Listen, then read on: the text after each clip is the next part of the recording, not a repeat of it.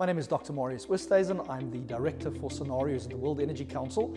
We're in the process of refreshing our global scenarios, looking at the long-term global energy transition. And we've just been spending 2 days here in Graz, Austria, during a regional deep dive looking at the future of energy in Europe.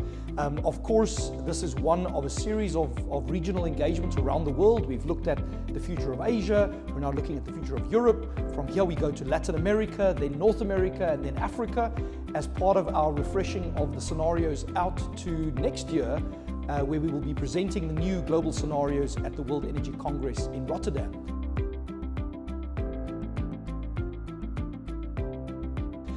From this scenarios analysis, of course, a number of challenges are emerging for global energy. In Europe in particular, we know that European policymakers have been very involved in reshaping the policy framework for European energy, looking at creating new markets, incentivizing the markets for long-term energy security.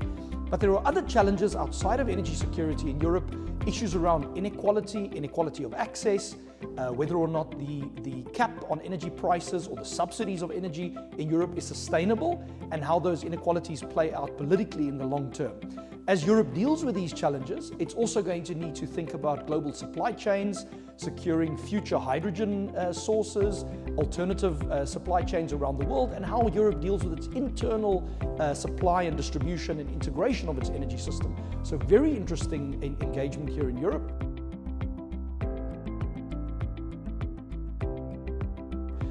As we look to the Congress in Rotterdam, redesigning energy for people and planet, we think as the World Energy Council that humanizing energy is very important, that the time of energy leaders in the private sector or government engaging purely on the economics or the technology of energy is not going to be sufficient, but that we need to involve society, we need to involve citizens, communities, civil society in designing energy systems that work for all of us. Of course, we have to do that within the boundary of what the planet allows, looking after the ecology, but also in a way that advances the socio-economic interests of our populations.